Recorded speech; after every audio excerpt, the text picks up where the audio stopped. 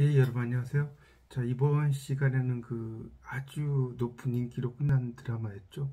이상한 변호사 우영우에 나오는 이 명대사를 한번 같이 공부를 해보도록 하겠습니다. 이상한 변호사 우영우는 이제 조금 이상한 변호사의 대형 로펌 생존기라고 볼 수가 있습니다. 16부작으로 ENA에서 방영이 되었고요. 천재적인 두뇌와 자폐 스펙트럼을 가진 신입 변호사 우영우의 대형 로펌 생존기라고 할 수가 있겠습니다.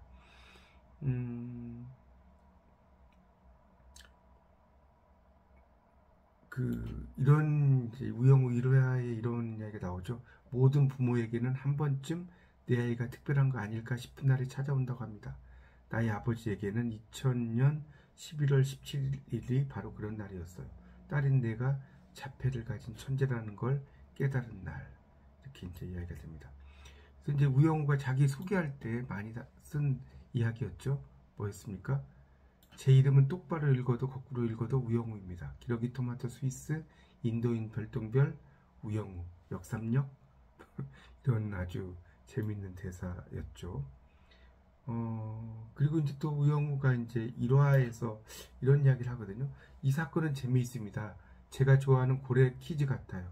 몸무게가 22톤인 암컷 향고래가 500kg에 달하는 대왕 오징어를 먹고 6시간 뒤 1.3톤짜리 알을 낳았다면 이 암컷 향고래의 몸무게는 얼마일까요? 정답은 고래는 알을 낳을 수 없다입니다. 고래는 포유류라 알이 아닌 새끼를 낳으니까요. 무게에만 초점을 맞추면 문제를 풀 수 없습니다. 핵심을 봐야 돼요. 이런 아주 멋진 대사가 있고요. 또 이제 그 우영우가 왈츠와 관련된 이야기가 나오는데 회전문을 통과를 잘 못하죠. 그럴 때 이제 이런 대사가 나오거든요. 그 왈츠를 춘다고 생각하시면 어때요? 회전문 통과할 때요. 리듬을 타면 쉽거든요. 쿵짝짝 쿵짝짝. 이런 대사가 또 아주 멋진 대사죠. 또 우영우 1화에 또 이런 이야기가 나옵니다. 죽일 마음이었다면 살인 미수죄, 다치게 할 마음이었다면 상해죄, 좀 때려줄 마음이었다면 폭행치상죄, 그냥 실수였다면 과실치상죄입니다. 법은 마음을 중요하게 생각합니다. 마음에 따라 제명이 바뀝니다. 이 대사가 또 아주 멋진 대사고요. 사람의 마음은 정말 어렵습니다. 저라면 죽이고 싶은 사람이 잘 때 그 사람 눈이 부실까봐 커튼을 쳐주지는 않을 것 같습니다. 그 소리에 깰까봐 조심하면서요. 그런 건 죽이고 싶은 사람이 아니라 사랑하는 사람한테 하는 행동 아닙니까? 이런 대사가 있고요. 또 우영우 2화에 보면 저는 결혼하지 못할 가능성이 높습니다. 자폐가 있으니까요. 하지만 만약에 사랑하는 사람이 생겨 결혼식을 한다면 동시 입장을 하겠습니다. 아버지가 배우자에게 저를 넘겨주는 게 아니라 제가 어른으로서 결혼하는 거니까요. 대신 아버지에게는 부케를 드리겠습니다. 아버지는 미혼부라 결혼해 본 적이 없으니까요. 제가 결혼한 뒤 혼자 사시기보다는 결혼을 하시는 게 좋겠습니다. 이런 대사가 또 있죠. 그 다음에 이제 우영우 3화에 보면 이런 또 대사가 있는데, 자폐를 최초로 연구한 사람 중 하나인 한스 아스퍼거는 자폐의 긍정적인 면이 있다고 생각했습니다. 그는 말했어요. 일탈적이고 비정상적인 모든 것이 반드시 열등한 것은 아니다. 자폐아들은 새로운 사고방식과 경험으로 훗날 놀라운 성과를 이룰 수도 있다. 한스 아스퍼거는 나치 부역자였습니다. 그는 살 가치가 있는 아이와 없는 아이를 구분하는 일을 했어요. 나치의 관점에서 살 가치가 없는 사람은 장애인, 불치병 환자, 자폐를 포함한 정신질환자 등이었습니다. 80년 전만 해도 자폐는 살 가치가 없는 병이었습니다. 80년 전만 해도 나와 김정우 씨는 살 가치가 없는 사람들이었어요. 지금도 수백 명의 사람들의 의대생이 죽고 자폐인이 살면 국가적 손실이라는 글에 좋아요를 누릅니다. 그게 우리가 짊어진 이 장애인의 무게입니다. 라는 대사가 있습니다. 또 우영우 4화에 보면 이런 말이 있거든요. 고래에게 수족관은 감옥입니다. 좁은 수조에 갇혀 냉동 생선만 먹으며 휴일도 없이 1년 내내 쇼를 해야 하는 노예제도예요. 평균 수명 40년인 돌고래들이 수족관에서 겨우 4년밖에 살지 못합니다. 정신적 스트레스가 얼마나 큰지 아시겠습니까? 이런 대사가 또 있죠. 또 우영우 5화에 보면 또 이런 대사가 있는데요. 너는 봄날의 햇살 같아. 로스쿨 다닐 때부터 그렇게 생각했어. 너는 나한테 강의실의 위치와 휴강 정보와 바뀐 시험 범위를 알려주고 동기들이 날 놀리거나 속이거나 따돌리지 못하게 하려고 노력해. 지금도 너는 내 물병을 열어주고 다음에 구내식당에 또 김밥이 나오면 나한테 알려주겠다고 해. 너는 밝고 따뜻하고 착하고 다정한 사람이야. 봄날의 햇살 최수연이야. 이런 대사가 또 나옵니다. 우영우 6화에 보면 또 이런 이야기가 있는데요. 고래사냥법 중 가장 유명한 건 새끼부터 죽이기야.